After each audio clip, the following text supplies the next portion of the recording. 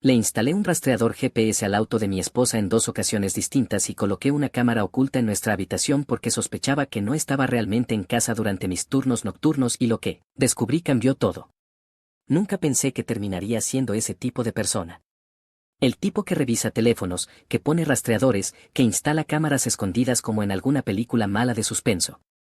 Pero aquí estoy, escribiendo esto desde el sofá de un motel barato a las 3 de la mañana porque no puedo volver a mi propia casa sin sentir que las paredes se me vienen encima.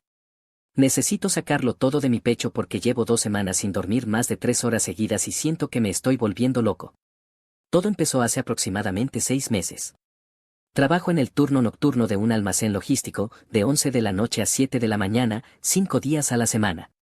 El pago es decente y necesitábamos el dinero extra porque mi esposa, a quien llamaré Miranda, había dejado su trabajo como asistente administrativa hacía unos 8 meses para enfocarse en proyectos personales.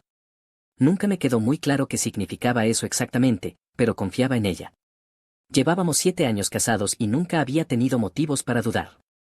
Las primeras señales fueron sutiles. Tan sutiles que las ignoré durante semanas. Miranda empezó a ponerse más arreglada de lo normal para quedarse en casa. Maquillaje completo, perfume, ropa que normalmente guardaba para salir. Cuando le preguntaba me decía que estaba trabajando en su autoestima, que quería sentirse bien consigo misma incluso si no salía. Tenía sentido. O eso me decía a mí mismo. Después empecé a notar que el kilometraje de su auto no cuadraba. Ella juraba que solo salía al supermercado o a la casa de su hermana Valerie, que vive a 10 minutos. Pero yo tomaba nota mental del odómetro cuando me iba a trabajar y cuando regresaba por la mañana a veces había 50, 60 kilómetros extra. Cuando le preguntaba, siempre tenía una explicación. Que había ido a una tienda más lejos porque tenían mejor precio en algo, que había pasado por el banco del otro lado de la ciudad, que había dado vueltas sin rumbo porque estaba estresada. La gota que derramó el vaso fue una noche de martes, cerca de las 2 de la madrugada. Tenemos una regla en el almacén, no celulares en el piso, pero durante los descansos puedes usarlos. Le mandé un mensaje de texto preguntándole si estaba despierta porque había olvidado decirle algo sobre el pago del internet. Me respondió de inmediato diciendo que sí, que estaba viendo una serie en la cama. Le pregunté cuál y me dijo que una cosa de crímenes reales en Netflix. Algo en mi cabeza hizo clic. No sé qué fue exactamente. Tal vez la rapidez con la que respondió, tal vez el tono demasiado casual del mensaje. El caso es que durante mi siguiente descanso, a las 3:30, le volví a escribir. Esta vez diciéndole que me sentía mal y que tal vez volvería temprano a casa. Su respuesta tardó 15 minutos. 15 minutos completos. Y cuando llegó decía que se había quedado dormida pero que bueno, que me avisara si necesitaba que me recogiera. Esa inconsistencia me estuvo molestando todo el resto del turno. Llegué a casa a las 7:15 de la mañana. Miranda estaba en la cama, aparentemente dormida, con el cabello revuelto y en pijama. La televisión estaba apagada. La toqué suavemente y se despertó sobresaltada, como si realmente hubiera estado en sueño profundo. Me preguntó cómo había estado el trabajo y todo pareció normal. Pero yo no podía sacarme de la cabeza esos 15 minutos de silencio. Pasé los siguientes días observando más de cerca. Empecé a notar cosas que antes pasaba por alto. El auto siempre estaba tibio cuando yo llegaba a casa por las mañanas, incluso en días fríos, como si acabara de ser usado.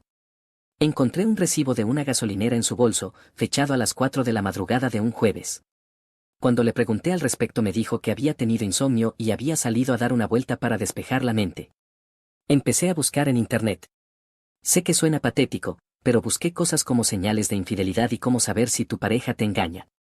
Cada artículo que leía me hacía sentir peor porque Miranda encajaba en varios de los patrones descritos.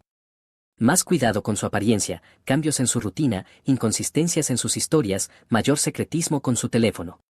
Fue así como llegué a la idea del rastreador GPS. En un foro alguien mencionaba que lo había usado para confirmar sus sospechas antes de confrontar a su pareja. Sonaba invasivo, lo sé. Sonaba como una violación terrible de la privacidad y la confianza. Pero en mi mente ya había agotado todas las demás opciones. No podía seguir viviendo con esa duda comiéndome por dentro, y tampoco podía confrontarla sin pruebas porque sabía que lo negaría todo. Compré un rastreador GPS pequeño en una tienda de electrónica, uno de esos que se supone que usas para encontrar tus llaves o tu maleta. Me costó unos $80. Lo instalé una tarde que Miranda había ido al supermercado, metido dentro del compartimento donde guarda el gato hidráulico en la cajuela.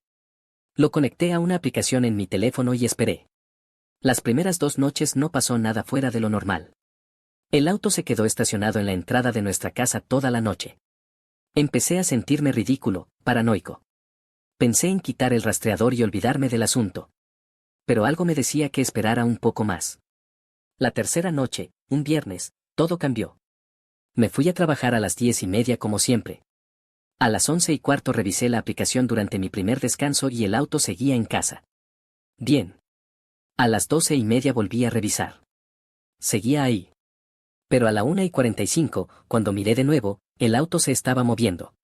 Sentí como si me hubieran dado un puñetazo en el estómago. Mi primer instinto fue salir corriendo del almacén y seguirla, pero no podía abandonar mi turno sin una razón válida. Así que me quedé ahí, pegado a mi teléfono, viendo ese punto azul moverse por las calles de la ciudad. Tomó la carretera hacia el norte, en dirección opuesta a donde vive su hermana o cualquier lugar que frecuentáramos normalmente. El auto se detuvo 25 minutos después en lo que Google Maps mostraba como un edificio de apartamentos en un vecindario que yo apenas conocía. Y ahí se quedó. Durante el resto de mi turno, ese punto azul no se movió de ese estacionamiento. Revisé cada 10 minutos, cada 5 minutos durante la última hora. A las 6:30 de la mañana el auto empezó a moverse de regreso. Llegó a nuestra casa a las 7:45. Cuando entré a la casa a las 7:20, Miranda estaba en la cama, igual que siempre. Pijama, cabello revuelto, ojos hinchados como si acabara de despertar. Me saludó con normalidad y me preguntó si quería que preparara café. Le dije que no, que estaba cansado y que me iba a dormir. Me metí a la cama junto a ella y cerré los ojos, pero mi mente estaba acelerada. Había estado en un apartamento de alguien durante 5 horas en medio de la noche. No había vuelta que darle. Me tomó 3 días juntar el coraje para revisar el rastreador de nuevo. Parte de mí esperaba que esa noche hubiera sido una anomalía, una excepción con alguna explicación racional que yo no estaba viendo. Pero el martes siguiente volvió a pasar. Esta vez salió a las 12:30 y fue al mismo edificio. Se quedó hasta las 6:30. El jueves se repitió el patrón exactamente igual. No podía concentrarme en el trabajo. Cometía errores estúpidos, casi me dejan caer una caja de 20 kilos en el pie porque estaba distraído. Mi supervisor me preguntó si estaba bien y le dije que tenía problemas para dormir, lo cual era cierto. Dormía a lo mucho 2 o 3 horas antes de despertarme sudando, con el corazón acelerado, imaginando escenas de Miranda con otra persona. Después de 2 semanas de rastrearla, de confirmar que esto era un patrón consistente 3 o 4 noches por semana, supe que necesitaba más. El rastreador me decía dónde estaba, pero no qué estaba haciendo. Y una parte enferma de mí necesitaba saberlo con exactitud. Necesitaba la confirmación absoluta antes de destruir mi matrimonio con una acusación. Fue entonces cuando compré la cámara. Una pequeña cámara de seguridad que parece un cargador de teléfono, de esas que graban en un micro SD y puedes ver en tiempo real desde tu celular. Me costó $120. La instalé en nuestra habitación, en el tomacorriente detrás de la lámpara de noche en mi lado de la cama, apuntando hacia la puerta. No hacia la cama, porque no soy un completo enfermo. Solo quería ver si realmente se iba de casa o si había alguna otra explicación que mi cerebro paranoico no estaba considerando. La primera noche con la cámara activa fue un infierno. Me conectaba a la aplicación cada media hora desde el almacén. A las 11:30 Miranda entró al cuarto, se cambió a ropa de calle, jeans y una blusa que yo le había regalado en su cumpleaños, se puso perfume frente al espejo, revisó su teléfono y salió del cuarto. 10 minutos después el rastreador GPS confirmaba que el auto se estaba moviendo. Ver eso en video fue diferente a solo saber que el auto se movía. Verla arreglarse, verse bien, ponerse perfume, salir de casa sabiendo que yo estaba trabajando, fue como recibir confirmación de algo que una parte de mí todavía quería negar. Ya no podía decirme que tal vez el auto lo habían robado. Ya no podía inventar excusas elaboradas. Era real. Mi esposa se escabullía de casa en medio de la noche mientras yo trabajaba. Durante los siguientes 5 días documenté todo. Tomé capturas de pantalla de la aplicación del GPS, guardé los videos de la cámara en una carpeta encriptada en mi computadora, anoté fechas y horarios en un cuaderno. Era metódico, casi obsesivo. Creo que una parte de mí todavía no lo creía del todo y necesitaba pruebas irrefutables no solo para ella sino para mí mismo. El punto de quiebre llegó el sábado de hace 2 semanas. Normalmente no trabajo los fines de semana, pero ese sábado me habían pedido que cubriera un turno porque alguien se había enfermado. Le dije a Miranda el viernes por la tarde que tendría que trabajar esa noche. Su reacción fue extraña. Hubo un destello de algo en sus ojos, no sé si molestia o pánico, pero luego sonrió y dijo que no había problema, que aprovecharía para maratonear su serie. Esa noche instalé un segundo rastreador. El primero lo había dejado donde estaba, pero compré uno de repuesto y esta vez lo puse dentro del compartimento de la guantera, envuelto en una bolsa de tela negra para que no brillara si ella abría el compartimento. Quería estar completamente seguro de que el primer rastreador no había sido descubierto o estuviera funcionando mal. Me fui a trabajar a las 10:30. A las 11 revisé ambos rastreadores y ambos mostraban el auto en casa. A las 11:45 uno de los rastreadores se movió. El otro se quedó en casa. Sentí que me caía al vacío. Ella había encontrado uno de los rastreadores y lo había dejado en casa para que yo creyera que estaba ahí. Pero el segundo rastreador, el que no sabía que existía, mostraba el auto moviéndose hacia el norte, hacia ese maldito edificio de apartamentos. Esta vez no pude contenerme. Le dije a mi supervisor que había una emergencia familiar, que mi esposa me había llamado diciendo que se sentía muy mal. Me dejó ir con la condición de que trajera una nota médica o algo que justificara la salida temprana. Me importó un carajo. Subí a mi camioneta y manejé directo hacia donde el rastreador mostraba que estaba el auto de Miranda. Llegué al edificio cerca de las 12:30 de la mañana. Era un complejo de apartamentos de mediana altura, bastante nuevo, con estacionamiento subterráneo y superficial. El auto de Miranda, un Honda Civic gris que le había comprado hace 3 años, estaba estacionado en el nivel superficial, en un espacio visitante cerca de la entrada del edificio B. Aparqué mi camioneta al otro lado de la calle, en un lugar donde podía ver su auto pero donde era poco probable que ella me viera a mí si salía. No sé cuánto tiempo estuve ahí sentado. Tal vez 20 minutos, tal vez 40. El tiempo se sentía extraño, como si se estirara y se comprimiera al mismo tiempo. Mi corazón latía tan fuerte que podía escucharlo en mis oídos. Tenía las manos apretando el volante con tanta fuerza que los nudillos se me pusieron blancos. Entonces la vi salir. Miranda salió por la entrada principal del edificio B, pero no venía sola. Había un hombre con ella. Alto, tal vez de mi edad o un poco menor, cabello oscuro, barba recortada, vestido casual. Caminaban cerca, no exactamente tomados de la mano pero con una familiaridad que me revolvió el estómago. Él dijo algo y Miranda se rió, esa risa que yo conocía tan bien, esa risa que antes era para mí. Se detuvieron junto al auto de Miranda. Hablaron durante un par de minutos. No podía escuchar qué decían desde donde estaba pero podía ver sus expresiones, su lenguaje corporal. Entonces él se inclinó y la besó. No fue un beso rápido en la mejilla. Fue un beso completo en los labios, que duró varios segundos. Miranda correspondió. Cuando se separaron ella le sonrió, le dijo algo más, y él regresó al edificio. Miranda subió a su auto y se quedó ahí sentada durante un momento, revisando su teléfono. Yo estaba paralizado. Había imaginado ese momento 1000 veces en las últimas semanas, pero verlo en persona era completamente diferente. Era real. No era mi imaginación, no era paranoia, no era un malentendido. Mi esposa me estaba engañando y acababa de verlo con mis propios ojos. Cuando ella arrancó el auto y salió del estacionamiento, yo no la seguí. No podía mover mis manos del volante, no podía obligar a mi cuerpo a funcionar. Me quedé ahí sentado en mi camioneta, mirando al vacío, sintiendo como todo lo que había construido durante 7 años se desmoronaba a mi alrededor. En algún momento empecé a llorar. No sé cuándo exactamente, pero de repente tenía la cara mojada y no podía respirar bien. Llegué a casa cerca de las 3 de la mañana. Miranda estaba en la cama, dormida o fingiendo estarlo, no me importaba. Me metí al baño y me quedé ahí sentado en el piso durante no sé cuánto tiempo. Cuando finalmente salí, me acosté en el sofá de la sala. Le mandé un mensaje a mi supervisor diciendo que Miranda había tenido una intoxicación alimentaria y que yo me había quedado cuidándola, y que le mandaría el comprobante después. Los siguientes días fueron una niebla. Tenía toda la evidencia que necesitaba, videos de ella saliendo de casa arreglada, capturas del GPS mostrándola en ese edificio durante horas, múltiples noches durante semanas, y ahora mi propio testimonio visual de verla besándose con otro hombre. Pero no sabía qué hacer con esa información.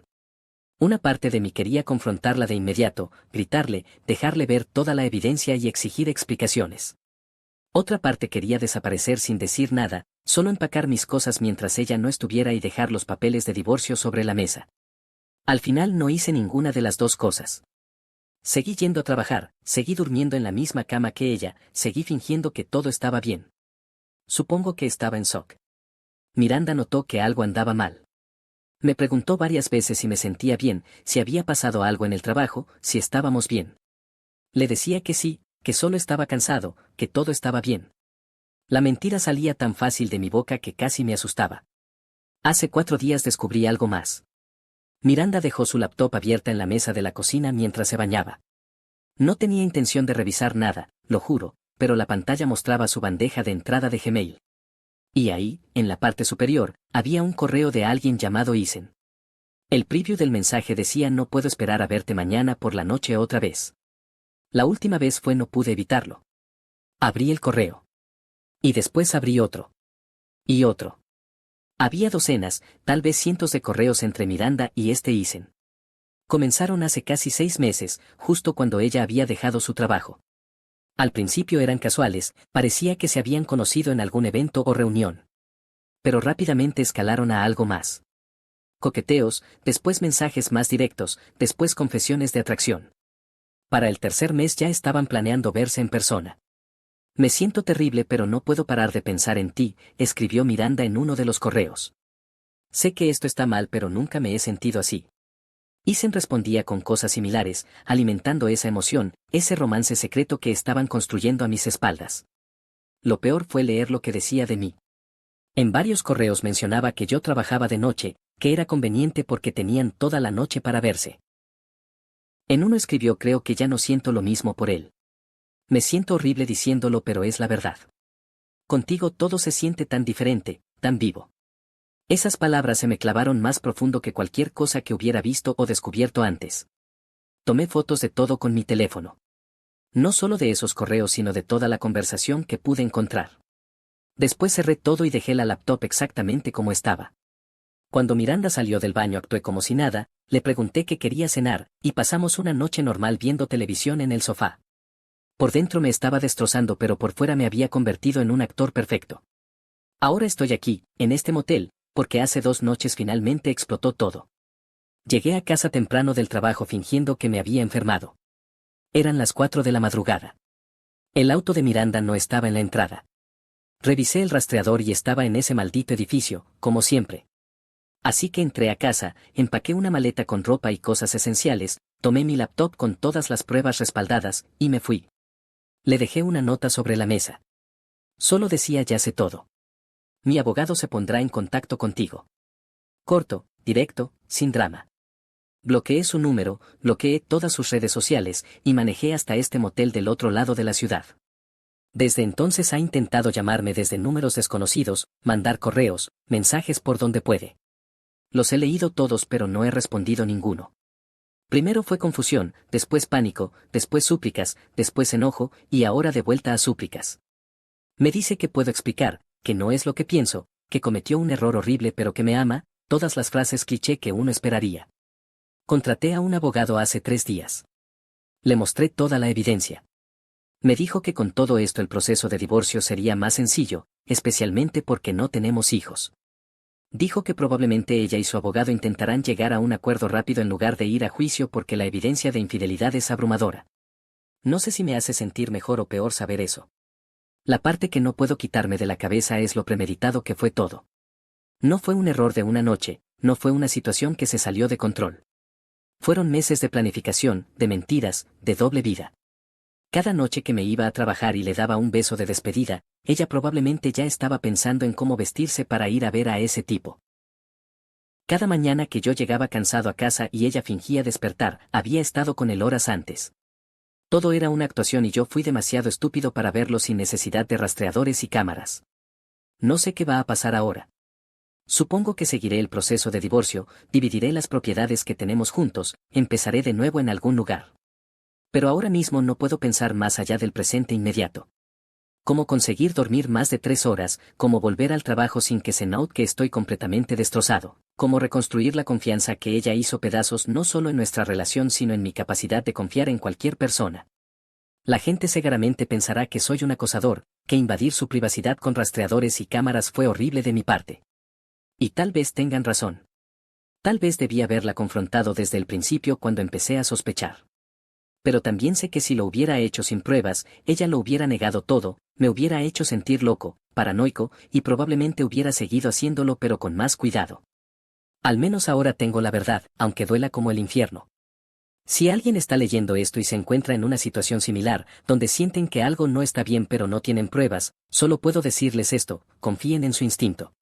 Si algo se siente mal, probablemente lo sea.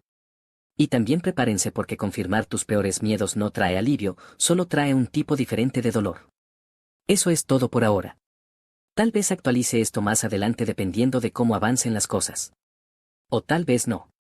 Por ahora solo necesitaba sacarlo de mi sistema antes de que me volviera completamente loco. Comentarios. Comentario 1. Hermano, esto es absolutamente justificado, tu instinto te estaba diciendo la verdad desde el principio. No eres un acosador, eres alguien que necesitaba confirmar lo que ya sabía en su corazón. Ella destruyó la confianza primero con sus acciones.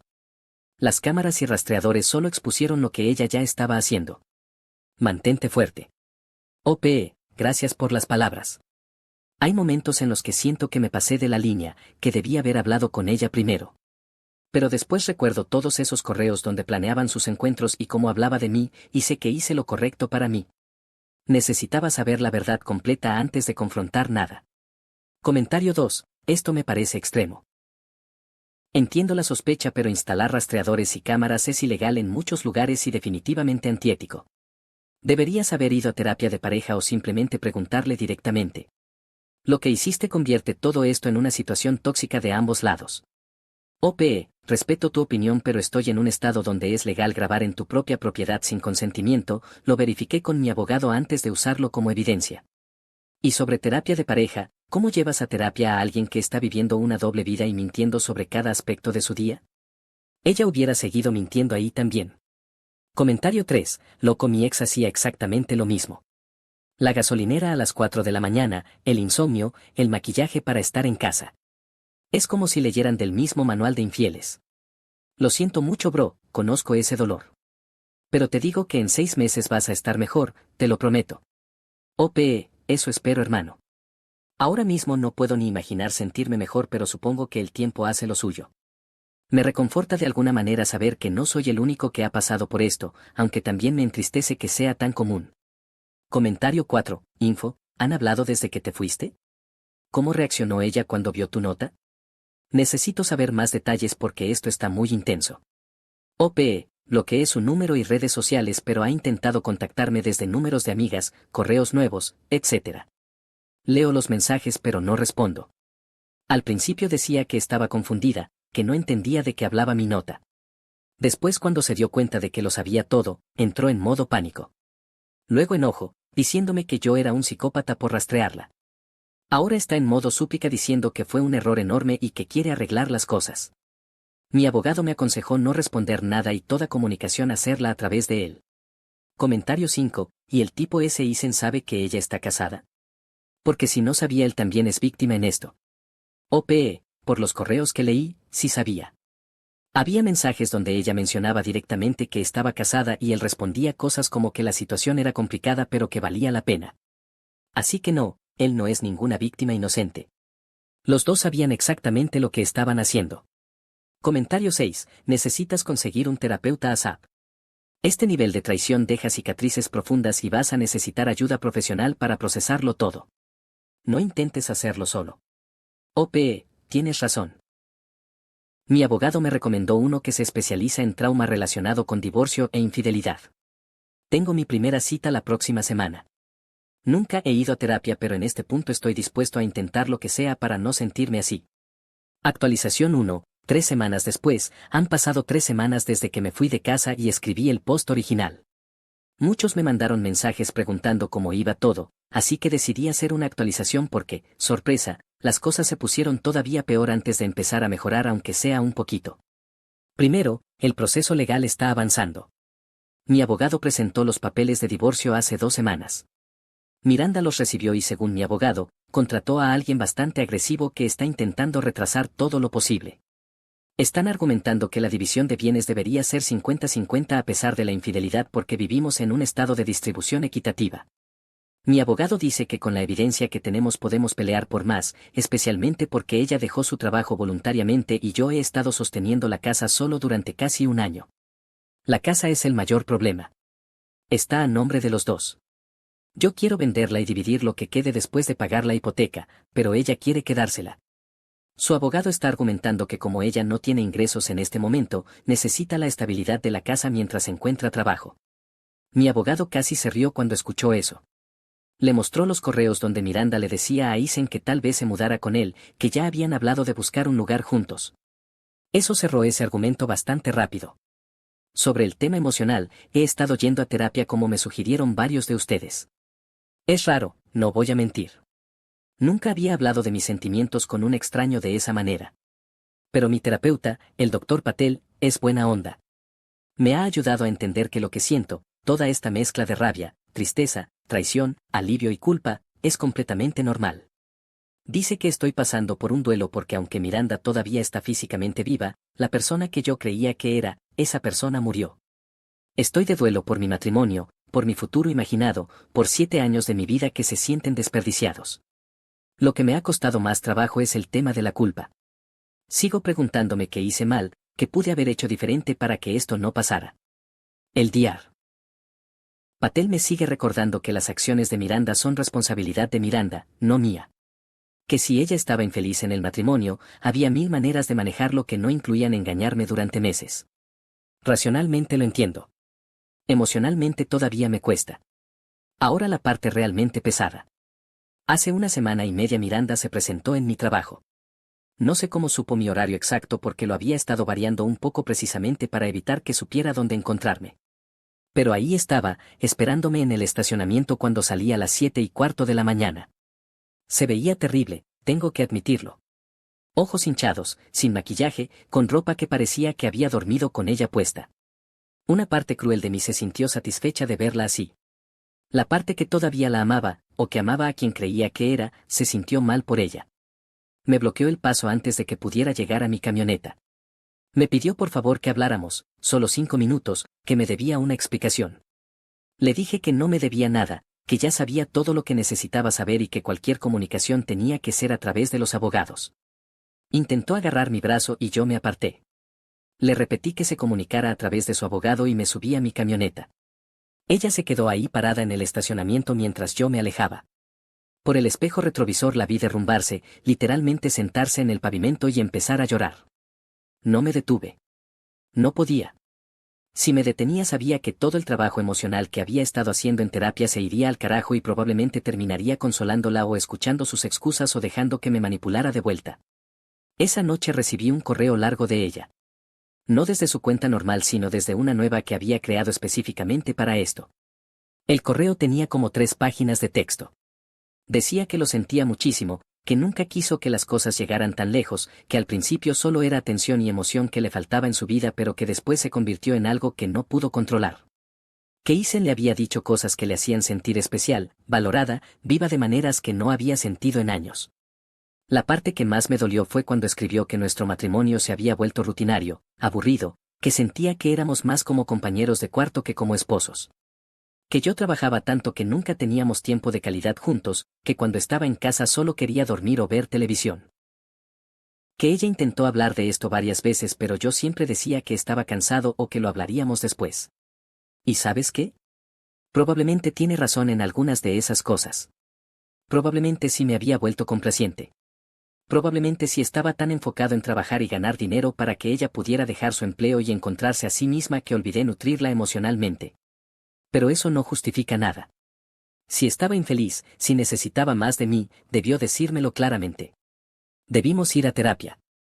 Debimos pelear, gritar, hacer lo que fuera necesario pero dentro de nuestro matrimonio. No debió buscar a alguien más y vivir una doble vida durante medio año. El correo terminaba diciendo que estaba dispuesta a hacer lo que fuera para arreglar esto. Que iría a terapia individual, a terapia de pareja, que cortaría todo contacto con Eisen, que me daría acceso completo a su teléfono y computadora, que haría lo necesario para recuperar mi confianza. Que los 7 años que pasamos juntos tienen que valer más que los 6 meses de error. No le respondí. Se lo reenvié a mi abogado y él me aconsejó ignorarlo completamente. Dijo que esto es una táctica común, intentar apelar a las emociones y evadir el proceso legal. Que si realmente quiere comunicarse conmigo para el divorcio, puede hacerlo a través de su abogado como corresponde. 2 días después me enteré por un amigo en común, Rodrigo, que Miranda había ido a quedarse con su hermana Valerie. Aparentemente le contó a Valerie una versión muy editada de los eventos donde yo soy un esposo controlador que la espiaba obsesivamente y que cuando la confronté sobre salir con amigas me puse violento y la corrí de la casa. Rodrigo me llamó preocupado preguntando si era cierto y si Miranda estaba segura. Cuando le conté la versión real, con evidencia incluida porque le mandé capturas de algunos correos y del GPS, se quedó en silencio durante 1 minuto completo. Me dijo que no podía creer que Miranda fuera capaz de algo así, que siempre le pareció buena persona. Le dije que a mí también me lo pareció durante 7 años. Rodrigo me ofreció su sofá si necesitaba salir del motel y acepté. He estado en su apartamento la última semana y media. Es más barato que el motel y me hace bien tener compañía aunque sea solo para ver películas o jugar videojuegos sin hablar mucho. Valerie me contactó hace 3 días.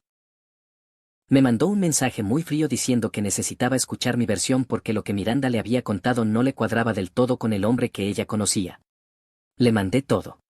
Los videos de la cámara, las capturas del GPS, los correos completos sin editar, las fotos de ella besándose con Isen. Le dije que sentía tener que mostrarle eso sobre su hermana pero que necesitaba saber la verdad. Me respondió 12 horas después. Solo dijo lo siento mucho. No sabía nada de esto. Miranda ya no es bienvenida en mi casa. Aparentemente la confrontó con la evidencia y Miranda admitió todo pero intentó justificarlo con las mismas excusas del correo que me mandó. Valerie no se lo compró. Me dijo que Miranda estaba buscando dónde quedarse ahora y que francamente no le importaba, que lo que le había hecho no solo a mí sino a toda la familia era imperdonable. Me sentí mal por Valerie. Ella y Miranda eran muy cercanas y sé que esto la destruyó también. Pero me alivió saber que al menos alguien de su familia veía las cosas con claridad y no se tragaba la narrativa de víctima que Miranda estaba intentando vender. Sobre Isen, conseguí más información gracias a un investigador privado que mi abogado recomendó contratar. Resulta que Isen tiene 32 años, trabaja en marketing digital y está divorciado desde hace 2 años. Tiene una hija de 5 años de su matrimonio anterior. Lo que me dio más rabia fue descubrir que él y Miranda se conocieron en un grupo de Facebook sobre emprendimiento y desarrollo personal. Uno de esos grupos encuentra tu propósito que ella había empezado a frecuentar cuando dejó su trabajo. Básicamente ella dejó su empleo para encontrarse a sí misma y lo que encontró fue un tipo dispuesto a acostarse con una mujer casada. El investigador también descubrió que Isen es dueño del apartamento donde se veían, que lo compró después de su divorcio. Que tiene historial de relaciones con mujeres comprometidas o casadas según sus redes sociales y comentarios de conocidos. Básicamente es uno de esos tipos que se aprovecha de mujeres en situaciones vulnerables o infelices. No que eso excuse a Miranda, ella tomó sus propias decisiones, pero me hierve la sangre saber que este tipo tiene un patrón y ella cayó en él como una idiota. Mi abogado dice que la información del investigador es útil para el caso, especialmente para establecer que esto fue premeditado y de larga duración, no un error de una noche como Miranda está intentando argumentar ahora. En el trabajo las cosas están raras. Mi supervisor sabe que estoy pasando por un divorcio porque tuve que explicar por qué había faltado y por qué estaba tan distraído. Ha sido comprensivo pero noto que algunos compañeros me miran diferente. Creo que corrió el rumor y ahora soy el tipo del divorcio. Odio esa sensación de ser el objeto de lástima o chisme de los demás. He perdido como 6 kilos en estas 3 semanas. No puedo comer bien, todo me sabe a cartón. Rodrigo me obliga a comer al menos una comida decente al día pero el resto del tiempo sobrevivo con café y galletas.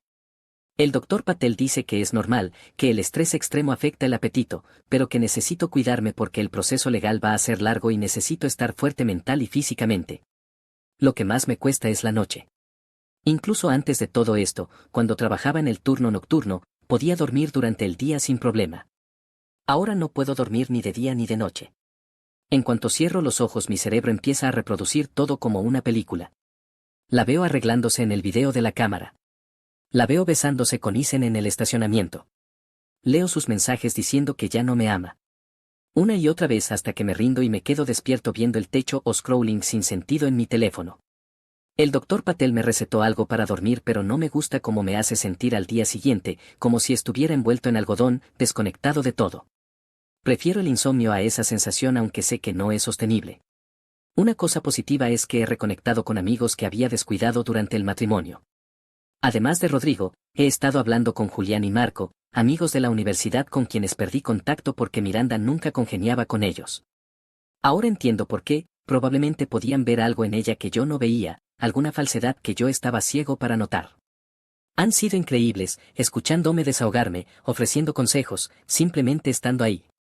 Julián me dijo algo que se me quedó grabado. Dijo que él siempre sintió que yo había cambiado después de casarme, que me había vuelto más callado, más reservado, que siempre tenía que consultar con Miranda antes de comprometerme a cualquier plan. En el momento me ofendí un poco, pero después lo pensé y tiene razón. Me había moldeado tanto a lo que Miranda quería que perdí partes de mí mismo en el camino. Dejé de hacer cosas que disfrutaba porque a ella no le gustaban o porque decía que eran inmaduras. Dejé de ver a mis amigos porque ella prefería que pasáramos tiempo solos o con su familia. Me había convertido en una versión reducida de mí mismo y ni siquiera me había dado cuenta hasta ahora. El próximo paso legal es la mediación. Nuestros abogados van a intentar llegar a un acuerdo sin ir a juicio. Mi abogado dice que Miranda probablemente aceptará términos favorables para mí porque sabe que si vamos a juicio toda la evidencia se hará pública y oficial, y ella no quiere eso. Quiere que esto se resuelva rápida y silenciosamente para poder seguir con su vida. Parte de mí quiere ir a juicio solo para exponerla públicamente, para que todos sepan exactamente qué tipo de persona es. Pero la parte racional de mí sabe que eso solo prolongaría mi sufrimiento, me costaría más dinero en honorarios legales, y no cambiaría el resultado final. Así que probablemente aceptaré un acuerdo si es justo. Y sobre la casa, mi abogado logró que el juez ordenara que ninguno de los dos podemos vivir ahí hasta que se resuelva el divorcio. Así que está vacía por ahora. Miranda tuvo que conseguir un apartamento para rentar, no sé dónde porque bloqueé toda forma de contacto con ella. Solo sé lo que mi abogado me dice que su abogado le dice. Hay días en los que me despierto y por un segundo olvidé todo lo que pasó. Por un segundo me siento normal. Y después todo me cae encima de nuevo como una tonelada de ladrillos y tengo que forzarme a levantarme, a ducharme, a fingir que soy un ser humano funcional. El doctor Patel dice que esos momentos van a empezar a ser más frecuentes, que eventualmente habrá más momentos buenos que malos. Quiero creerle, pero por ahora se siente imposible. Algunas personas me han preguntado si alguna vez consideraría perdonarla, darle otra oportunidad si realmente está arrepentida. Y la respuesta honesta es no. Tal vez dentro de años, cuando todo esto sea un recuerdo lejano, pueda perdonarla por mi propia paz mental. ¿Pero volver con ella? Imposible. La confianza no es algo que se puede reparar después de algo así. Es como un plato roto, puedes pegarlo de vuelta pero las grietas siempre van a estar ahí, siempre vas a saber que está dañado. Y no quiero vivir así, constantemente revisando, dudando, preguntándome si está siendo honesta o si está preparando la siguiente mentira. No quiero convertirme en alguien que necesita rastrear a su pareja o revisar sus mensajes para sentirse seguro. Esa no es forma de vivir y no es quien quiero ser. Eso es todo por esta actualización. Sé que es largo y probablemente repetitivo en partes, pero escribir esto me ayuda a procesar todo. Agradezco a todos los que me han mandado mensajes de apoyo. Realmente ayuda a saber que no estoy solo en esto, que otros han pasado por algo similar y han salido del otro lado. Comentarios actualización 1, comentario 1, hermano, me alegra que tengas buenos amigos y que estés en terapia. Esas dos cosas van a ser tu salvación en esto. Y sobre Miranda intentando pintar otra historia, típico de los infieles. Siempre se hacen las víctimas cuando los atrapan. Sí, Rodrigo ha sido fundamental. No sé qué hubiera hecho sin él estas semanas. Y lo de Miranda jugando a la víctima me enferma, pero ya no es mi problema. Su hermana y otros que la conocen ya saben la verdad y eso es suficiente para mí. Comentario 2. Hiciste bien en no hablar con ella en el estacionamiento. Cualquier cosa que te dijera en ese momento hubiera sido manipulación pura. Mantén la distancia hasta que todo esté finalizado. Fue de las cosas más difíciles que he hecho, especialmente verla así de destruida. Pero tienes razón, nada bueno hubiera salido de esa conversación. Todo tiene que ser a través de los abogados ahora. Comentario 3. Pregunta, ¿tu trabajo sabe lo que pasó? Porque presentarte allí en tu trabajo fue acoso y podrías conseguir una orden de restricción si se repite. Mi supervisor sabe en términos generales. No documenté el incidente del estacionamiento formalmente, pero mi abogado me dijo que si se vuelve a aparecer en mi trabajo o me acosa de cualquier manera, inmediatamente vaya a la policía y pida una orden de restricción. Por ahora parece haber entendido el mensaje. Comentario 4. El hecho de que Isen tenga historial con mujeres casadas me da asco. Esa gente existe y buscan específicamente personas vulnerables. Miranda es responsable de sus acciones, pero ese tipo es un depredador. OPE, totalmente de acuerdo. Cuando el investigador me mostró su patrón me dio rabia, pero también me hizo sentir un poco mejor en el sentido de que al menos sé que esto no fue porque yo sea un mal esposo o porque haya algo mal conmigo. Este tipo hace esto profesionalmente básicamente. Miranda fue otra víctima de su manipulación, pero también fue victimaria en mi vida. Ambas cosas pueden ser ciertas. Comentario 5. Estás perdiendo mucho peso y no durmiendo. Entiende que estás pasando por un trauma serio y tu cuerpo lo está manifestando. Por favor, toma en serio el cuidado personal aunque sea difícil. Come aunque no tengas hambre. Duerme aunque tengas que tomar las pastillas. OPE, lo sé, tienes razón. Rodrigo básicamente me ha puesto en un horario de comidas como si fuera un niño y aunque me molesta un poco, sé que lo hace porque le importo. Voy a intentar tomar las pastillas para dormir de nuevo, solo las noches antes de mis días libres para que tenga tiempo de recuperarme del efecto de aturdimiento. Comentario 6. Cuando todo esto termine vas a mirar atrás y agradecer que esto salió a la luz cuando lo hizo y no dentro de 5 o 10 años más, tal vez con hijos de por medio. Duele ahora, pero fue una bendición disfrazada. OPE, eso me repito a mí mismo constantemente. Que al menos no tenemos hijos que sufran por esto, que al menos descubrí su verdadera cara antes de desperdiciar otros 7 años. Todavía duele como el demonio, pero sí, pudieron ser peor. Actualización 2, final, 6 semanas después, han pasado 6 semanas desde el post original. Prometí actualizar una vez más cuando todo estuviera resuelto y bueno, aquí estamos.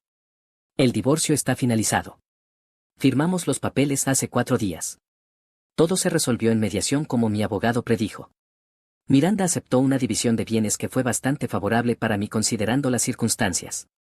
Me quedé con mi camioneta, ella con su auto. La casa se vendió más rápido de lo esperado, conseguimos un comprador en menos de 2 semanas después de ponerla en el mercado. Después de pagar la hipoteca restante y los costos de cierre, dividimos lo que quedó. Por el acuerdo yo me llevé el 65% y ella el 35%.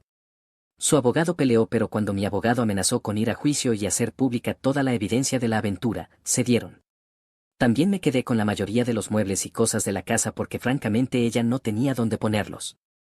Se llevó algunas cosas personales, ropa, algunos libros, cosas de su familia. El resto lo vendí o lo doné. No quería nada que me recordara a ese lugar o a esa época de mi vida. La mediación en sí fue surreal. Fue la primera vez que vi a Miranda en persona desde aquella mañana en el estacionamiento de mi trabajo. Se veía diferente, más delgada también, con ojeras profundas. Evitó mirarme a los ojos durante la mayor parte de la sesión. Su abogado hizo la mayoría de la plática mientras ella solo asentía o negaba con la cabeza. Hubo un momento hacia el final donde el mediador nos dejó solos en la sala por unos minutos mientras revisaba algo de papeleo. Miranda finalmente me miró y dijo en voz baja: lo siento mucho. Yo solo dije ya lo sé y eso fue todo. No había nada más que decir. Ninguna disculpa iba a cambiar lo que pasó, ninguna explicación iba a hacer que doliera menos. Cuando salimos del edificio cada quien por su lado, sentí algo extraño. No era alivio exactamente, ni felicidad. Era más como una puerta cerrándose. Un capítulo terminando definitivamente. Manejé de regreso al apartamento que acabo de rentar, uno pequeño de una habitación en una zona tranquila de la ciudad, y me senté en el sofá que acababa de comprar y simplemente estuve ahí por un rato, dejando que todo se asentara. Sobre Eisen, según me enteré por fuentes que prefiero no mencionar, él y Miranda ya no están juntos. Aparentemente terminaron un par de semanas después de que todo explotó. No sé si fue él quien la dejó o si fue mutuo o qué, pero francamente no me importa. Tenía curiosidad por saber qué pasó con esa parte de la historia, pero ahora que lo sé me doy cuenta de que en realidad es irrelevante para mi vida. Lo que sí me importa es cómo estoy yo, y honestamente, estoy mejor. No bien, no completamente sanado, pero definitivamente mejor que hace 6 semanas. La terapia ha ayudado enormemente. El Dr. Patel me ha estado ayudando a trabajar no solo con el trauma del engaño sino con patrones más profundos en mi vida. Me di cuenta de que durante mi matrimonio perdí mucho de mi identidad, que dejé de hacer cosas que amaba, que me aislé de amigos y familia por complacer a Miranda. Estoy trabajando en recuperar esas partes de mí mismo. Empecé a ir al gimnasio con Julián 3 veces por semana. Nunca fui muy atlético, pero descubrí que levantar pesas es increíblemente terapéutico. Hay algo satisfactorio en el esfuerzo físico, en ver progreso medible, en tener control sobre algo cuando tantas otras cosas en mi vida se sintieron fuera de control. También empecé a retomar hobbies viejos. Solía tocar guitarra en la universidad, pero la dejé porque Miranda decía que el ruido le molestaba. Compré una guitarra usada y estoy volviendo a aprender. Mis dedos están débiles y me frustro fácilmente, pero es gratificante de una manera que no esperaba. En el trabajo pedí cambiarme al turno diurno. Mi supervisor aceptó y ahora trabajo de 7 de la mañana a 3 de la tarde. Me encanta. Puedo dormir noches normales, tengo tardes libres, siento que tengo una vida de nuevo. El sueldo es un poco menos porque no hay bonificación nocturna, pero vale totalmente la pena por mi salud mental. Con mis amigos estoy más cercano que nunca. Rodrigo, Julián, Marco y yo hacemos algo juntos al menos 2 veces por semana. A veces es solo jugar videojuegos o ver deportes, a veces salimos a bares o a cenar. Me están ayudando a recordar cómo es disfrutar la vida sin estar constantemente preocupado o ansioso.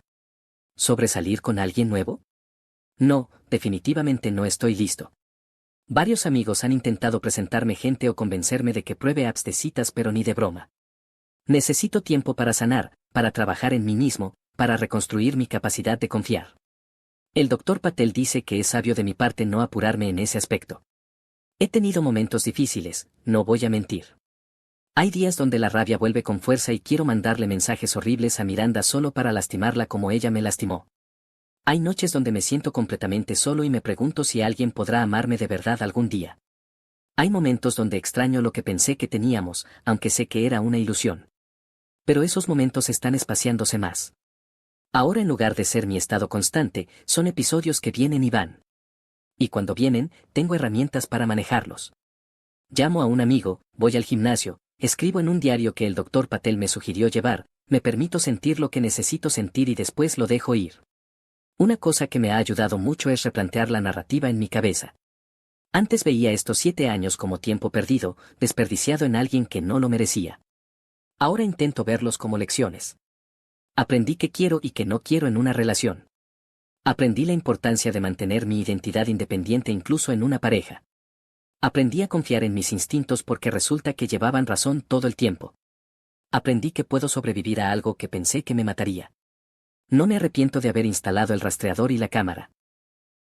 Algunos de los comentarios en mis posts anteriores me criticaron duramente por eso, llamándome controlador o psicópata. Pero honestamente, sin esa evidencia probablemente todavía estaría ahí, viviendo en la ignorancia, mientras Miranda seguía su doble vida. La evidencia me dio la verdad y la verdad, aunque dolió terriblemente, me dio la libertad de salir de una situación tóxica. Si estuviera hablando con alguien en mi situación hace 6 semanas, alguien que sospecha que su pareja está siendo infiel pero no tiene pruebas, les diría esto: haz lo que necesites hacer para obtener la verdad. Sí, considera las implicaciones legales según tu estado o país. Sí, reconoce que es una invasión de privacidad. Pero también reconoce que vivir en duda constante, en ansiedad perpetua, tampoco es forma de vivir. A veces necesitas respuestas definitivas antes de poder seguir adelante, de cualquier manera que eso sea. Y les diría que prepárense porque confirmar tus sospechas no trae el alivio que esperas. Trae un tipo diferente de dolor. Pero ese dolor es limpio, es real, y puedes trabajar a través de él. Es mejor que el dolor sucio de la duda y la manipulación y el gaslighting que viene con vivir con alguien que te miente. Una de las cosas más valiosas que gané de todo esto es una comunidad. Los mensajes que he recibido de gente que ha pasado por cosas similares, las palabras de apoyo, los consejos, las historias compartidas. Me hicieron sentir menos solo en esto. Así que gracias a todos los que tomaron tiempo de leer mis posts y comentar o mandar mensajes. Significó más de lo que probablemente se imaginan. Hay algo poético en el hecho de que estoy terminando esta historia en el mismo lugar donde la empecé, escribiendo desde un lugar solitario en medio de la noche. Pero hay una diferencia crucial. Hace 6 semanas estaba escribiendo desde un motel barato, en crisis total, sintiendo que mi vida se había acabado.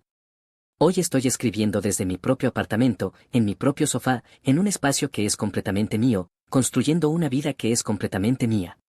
Todavía es de noche, todavía hay momentos de dolor, pero ahora puedo ver luz al final del túnel. No sé qué me depara el futuro. No sé si algún día podré volver a confiar en alguien lo suficiente para una relación seria. No sé si estas cicatrices algún día sanarán completamente o si siempre tendrán una leve molestia como una vieja lesión que duele cuando cambia el clima. Pero sé que voy a estar bien. Tal vez no hoy, tal vez no mañana, pero eventualmente. Y si Miranda lee esto de alguna manera, lo cual dudo porque le bloqueé en todos lados, solo quiero que sepa una cosa, te perdono. No por ti, sino por mí. Porque cargar rencor y odio solo me lastima a mí, no a ti. Pero perdonar no significa olvidar, y definitivamente no significa que lo que hiciste estuvo bien. Significa que ya no voy a dejar que lo que hiciste controle mi vida o defina quién soy. Seguí adelante. Y tú deberías hacer lo mismo. Espero que hayas aprendido algo de todo esto, que la próxima vez que estés en una relación seas honesta, que si eres infeliz lo hables en lugar de engañar. Pero honestamente eso ya no es mi problema. Ya no eres mi problema. Para cualquiera que esté leyendo esto y pasando por algo similar, va a doler. Va a doler mucho. Habrá días donde te querrás rendir. Pero no lo hagas. Sigue adelante. Busca ayuda. Apóyate en tus amigos y familia. Ve a terapia. Haz el trabajo duro de sanar. Porque del otro lado de este dolor hay una versión de ti que es más fuerte, más sabia, más completa. Y esa versión de ti está esperando. Solo tienes que seguir caminando hacia ella. Gracias por leer. Esto probablemente será mi última actualización. Es hora de cerrar este capítulo completamente y enfocarme en el siguiente. Cuídense todos. Comentarios actualización 2, comentario 1, hermano, qué viaje ha sido seguir tu historia. Me alegra tanto que estés del otro lado de esto. El hecho de que puedas hablar de perdón y de seguir adelante muestra cuánto has crecido. Orgullo de ti. OPE, gracias hermano. Ha sido el periodo más difícil de mi vida pero también el que más me ha enseñado. Aprecio que hayas seguido la historia hasta el final. Comentario 2, lo del gimnasio y retomar hobbies es clave. Esas cosas te salvan cuando estás pasando por algo así. Y bien hecho por no apresurarte a salir con alguien nuevo. Tómate tu tiempo. OPE, definitivamente. El gimnasio especialmente ha sido un salvavidas.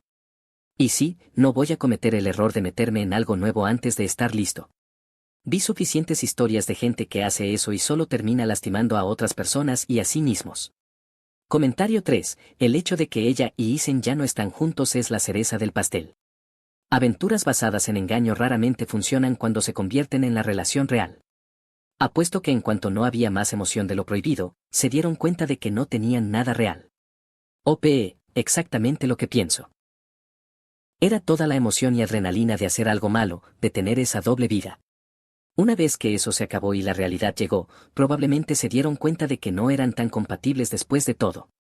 Karma instantáneo si me preguntas. Comentario 4. Perdonar no significa olvidar, esto es súper importante. Mucha gente confunde perdón con reconciliación o con decir que lo que pasó estuvo bien. Claramente entiendes la diferencia y eso es madurez. OPE, sí, fue algo que trabajé mucho en terapia. El doctor Patel me explicó que el perdón es realmente para el que perdona, no para el perdonado. Es soltar el veneno para que no te siga envenenando a ti. Pero eso no significa que tenga que olvidar lo que pasó o volver a confiar en ella alguna vez. Comentario 5, seguí tu historia desde el principio y honestamente me inspiraste. Estoy en una situación similar pero he tenido miedo de confirmar mis sospechas porque no quiero saber la verdad. Tu historia me dio el valor para hacerlo. Gracias por compartir algo tan personal. OPE, wow, no sé qué decir. Si mi historia te ayudó de alguna manera entonces valió la pena compartirla. Solo te puedo decir que sí, la verdad va a doler si tus sospechas son ciertas. Pero vivir en la incertidumbre duele diferente y por más tiempo. Cualquiera que sea el resultado, al menos sabrás si podrás tomar decisiones basadas en la realidad y no en suposiciones. Mucha suerte hermano, y si necesitas hablar mi inbox está abierto. Comentario 6, esto es lo que se llama un update satisfactorio. No uno donde todo es perfecto y color de rosa, sino uno real donde las cosas mejoran lentamente y haces el trabajo. Respeto total. OPE, gracias.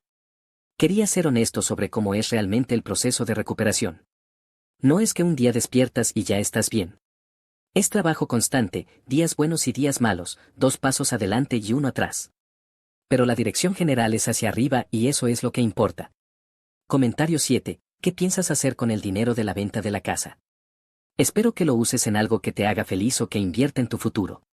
OPE, buena pregunta. Una parte la usé para el apartamento nuevo, muebles, todas esas cosas para empezar de cero. Otra parte la invertí en un fondo de retiro porque a mis 34 años necesito pensar en esas cosas. Y guardé una porción como fondo de emergencia porque este año me enseñó que nunca sabes qué puede pasar. Ah, y me compré una guitarra decente y un amplificador. Me lo merecía.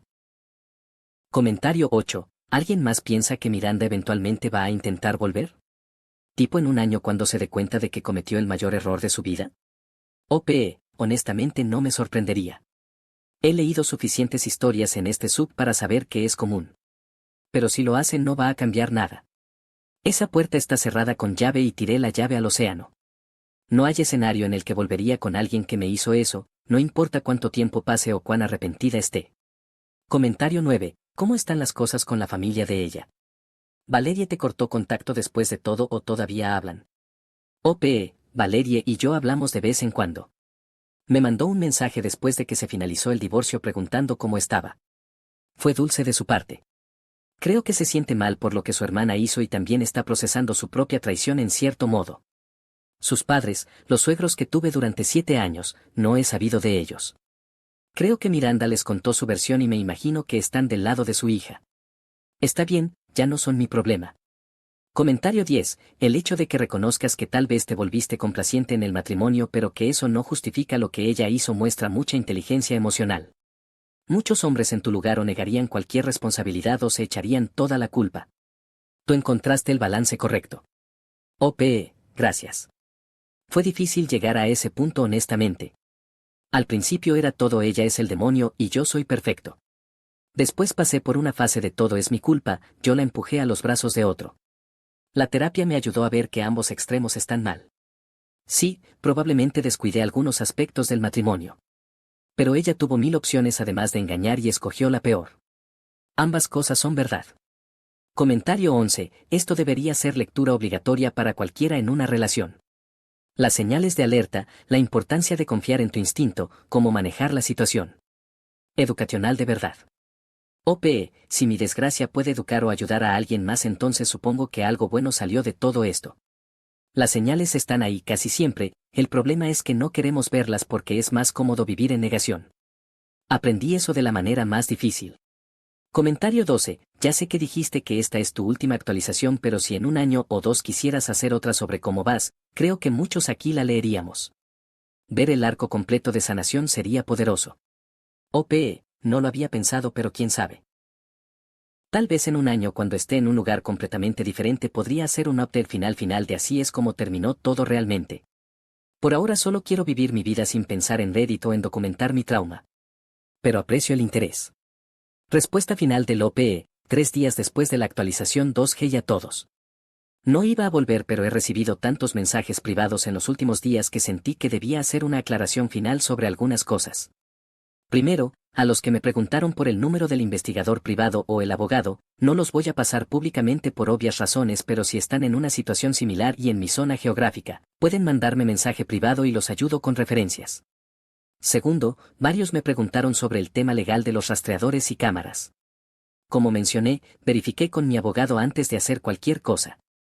En mi estado es legal grabar en propiedad que tú posees sin consentimiento de la otra persona. También es legal rastrear un vehículo que está a tu nombre o del cual eres copropietario. Pero esto varía enormemente según el estado o país.